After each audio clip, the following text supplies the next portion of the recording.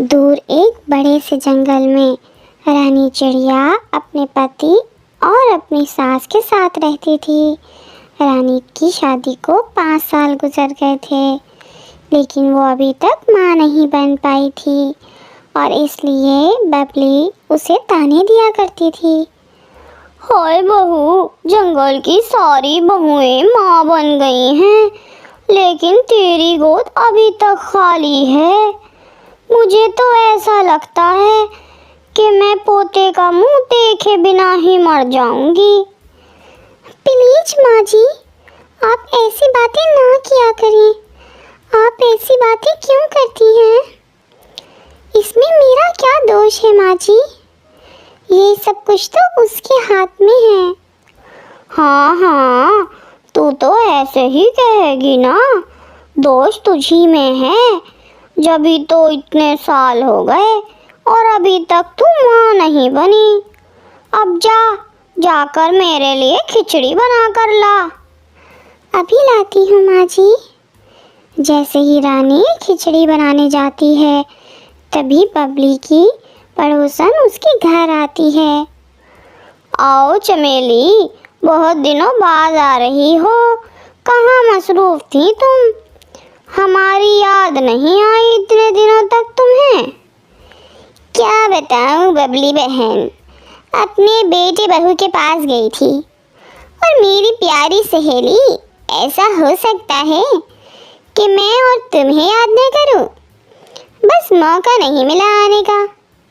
ये लो मिठाई खाओ, मेरी बहू को तीसरा बेटा हुआ है।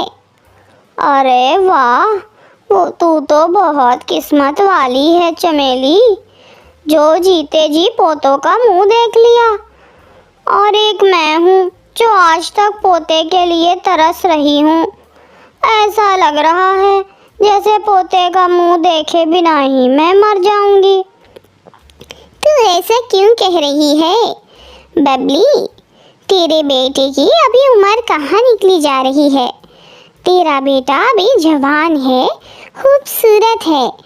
तू उसकी दूसरी शादी कर दे। मेरे देवर की एक लड़की है, तू कहे तो मैं उससे बात चलाऊं? हाँ चमकीली, लगता है मुझे ऐसा ही करना पड़ेगा। तभी रानी वहाँ पर खिचड़ी लेकर आती है और दोनों की सारी बातें सुन लेती है और वो कमरे में जाकर रोने लगती है। जब शाम को रानी का पति कालू घर आता है, तभी उसकी माँ उससे कहती है, बेटा, अब मैं ज़्यादा दिन इंतज़ार नहीं कर सकती, तू दूसरी शादी कर ले। आज मेरी पुरानी सहेली घर आई थी और उसने एक लड़की के बारे में बताया है। अब मैं तेरी एक नहीं सुनूंगी और जल्द ही तेरी शादी इस लड़की से कर दूंगी। ठीक है माँ, मैं दूसरी शादी करने के लिए तैयार हूँ। आप ये क्या कह रहे हैं जी? अगर आप दूसरी शादी कर लेंगे तो मैं कहाँ जाऊंगी?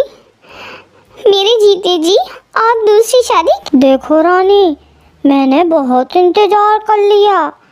तुम्हारी गोद अभी तक सूनी है, इसलिए अब माँ जैसा कहेगी वैसा ही होगा। तुम अगर इस घर में रहना चाहती हो तो रहो, नहीं तो यहाँ से जा सकती हो। हाँ, मैं अपनी सौतन के साथ नहीं रह सकती। मैं जा रही हूँ। मैं कल किसी भी तरह जी लूँगी। हाँ हाँ, जाना चाहती हो तो जाओ, तुम्हें यहाँ कोई रोकेगा भी नहीं।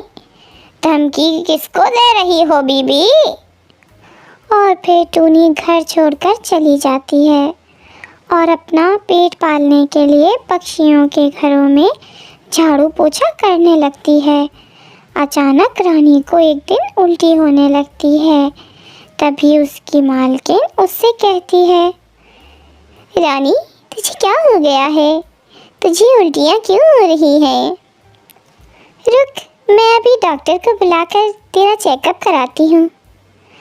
डॉक्टर रानी का चेकअप करके बताती है, मैडम, ये 2 महीने पेट से हैं और इसलिए इन्हें उल्टियाँ हो रही हैं।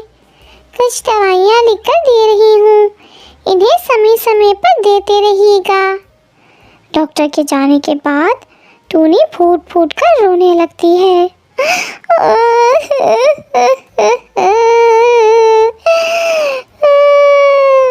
मैडम, मुझे ये बच्चा नहीं चाहिए।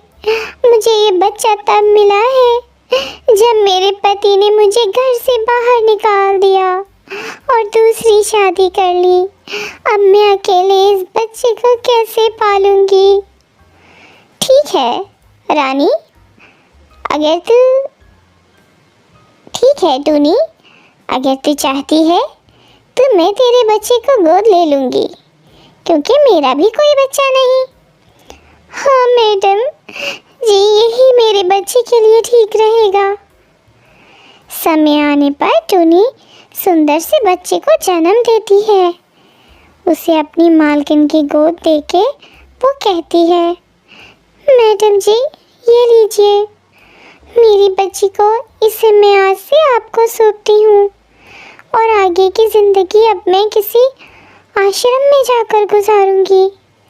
इतना कहकर टूनी अपनी बच्ची को मालकिन की गोद में देकर वहाँ से चली जाती है और एक आश्रम में अपनी बाकी की ज़िंदगी बिताने लगती है। जबकि दूसरी तरफ कालू की दूसरी पत्नी चमकीली बहुत ही होशियार और लड़ाका थी। वो घर का सारा काम अपनी सास बबली से कराती और खुद सारा वक्त आराम करती रहती। और शाम को जब पति घर आता तो सास की झूठी बातें करती उससे। काली जी, आपकी माँ जी मुझे सारा दिन एक टांग पर खड़ा रखती हैं, इतना काम कराती है मुझसे और फिर बातें भी सुनाती है मुझे।